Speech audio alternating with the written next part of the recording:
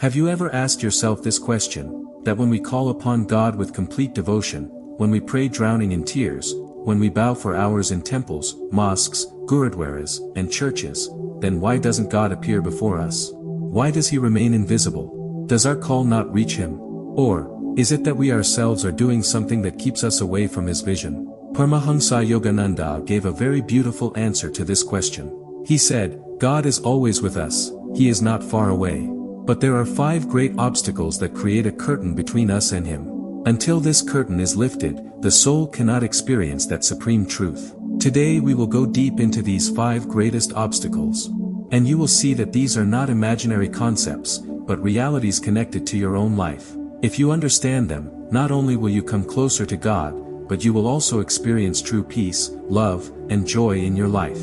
So come, let us open the window of the soul, and see which obstacles prevent us from meeting God. The first obstacle, ego. Paramhansa Yogananda says, the greatest obstacle is ego. As long as a person identifies himself with this body, this name, these achievements, he can never experience God. The ego says, I exist, I act, my success, my sorrow. But the truth of the soul is, everything is from God. When a person believes that he himself is doing everything, he forgets God. Ego stands tall like a wall. Think of it, if a lamp remains covered with a glass shade, how will its flame be visible outside? Ego is that very covering. Yogananda says, the true seeker is the one who remembers every moment that I am nothing, he is everything.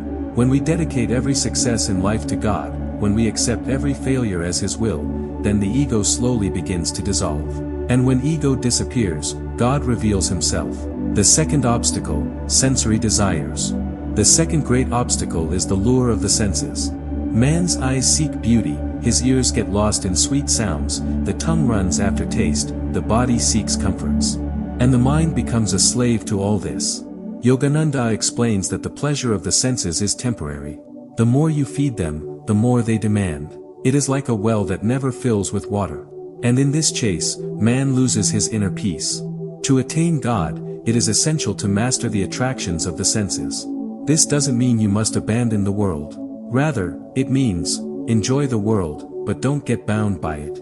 Eat food, but don't become its slave. Listen to music, but don't forget God in it. True freedom is, when you control the senses, not when the senses control you. Yogananda says, the more the mind turns inward, the more the soul finds its true joy. When a seeker sits in meditation and focuses the mind inward, gradually the grip of sensory desires loosens. And then the soul begins to taste the joy of God. The third obstacle, attachment. The third obstacle is attachment. In life, we get bound to something or the other. Someone to relationships, someone to wealth, someone to status and prestige, someone to habits. And these very bonds prevent us from meeting God.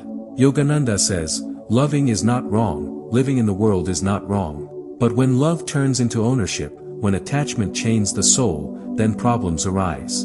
For example, if your mind is always caught up in worrying what your son is doing, where your property is going, what people think about you, then even in meditation your mind will be filled with these thoughts. And where the mind remains tied, the soul cannot rise higher. God's vision comes when the mind becomes unbound. Like a bird flying in the sky, its feet not tied to the ground. True love is, when you live in the world, but remain inwardly free. You love your family, your children, but with the awareness that they too are souls of God, just like you. The fourth obstacle, impatience. The fourth great obstacle is impatience. Man wants that as soon as he prays, God should appear instantly. He meditates and expects to see God the very next moment. But the journey of the soul is not like that. Yogananda says, moving towards God is like climbing a vast mountain. Every step must be taken with patience. If a climber, halfway, begins to cry out that he is tired and demands to see the peak immediately, will he ever reach it? Similarly, when we practice meditation, sometimes the mind says, it's been months, why haven't I experienced anything? And that's when the seeker gives up.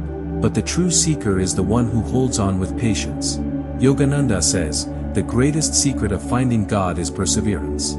To sit in meditation every day, every moment, with the same devotion, whether any experience comes or not. Gradually, just as the sun rises, the light begins to fill the soul. The fifth obstacle, doubt. Now comes the fifth and the most dangerous obstacle, doubt. The human mind repeatedly questions, is God really there? Can he really be attained through meditation? Are these just stories?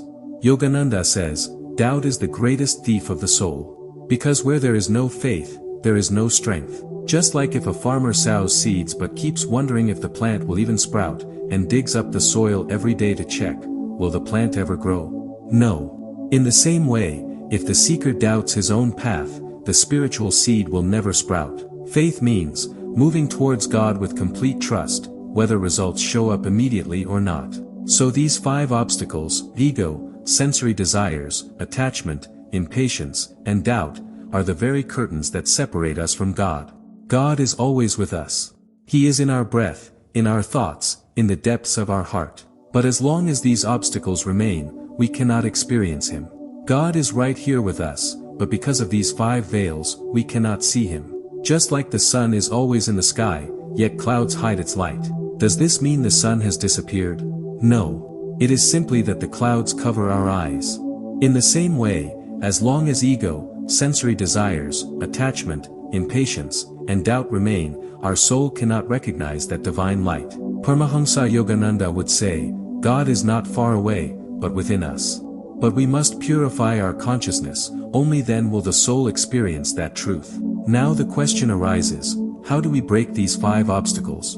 How do we cross beyond them so that the soul can unite with the Supreme? The path to erase ego. The first way to overcome ego is humility. To remind ourselves every single day, I am not limited to this body.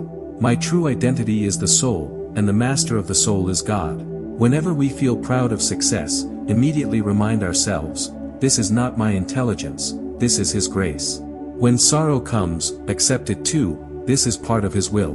Yogananda would say, the smaller you make yourself, the greater God makes you. Ego is a wall, and humility is a window. The wall shuts everything off, but the window lets the light in. When man drops ego and opens the window, the breeze of God flows in. The path to control the senses. Conquering sensory desires is not easy, but it is possible. The secret is, turn the senses inward. When you meditate, slowly the mind withdraws from taste, sound, touch, and moves toward inner peace. Yogananda gave the practice of Kriya Yoga for this very reason. He said, when the flow of the mind is withdrawn from the senses and concentrated within the spine, the soul tastes the bliss of God. At that moment, man realizes that outer pleasures were shallow, the real joy was within. It is like a child who has been playing with toys suddenly finding a real diamond. The toys instantly lose their value. When the soul experiences the bliss of God, the toys of the senses lose their grip. The path to freedom from attachment. Now let's talk about attachment.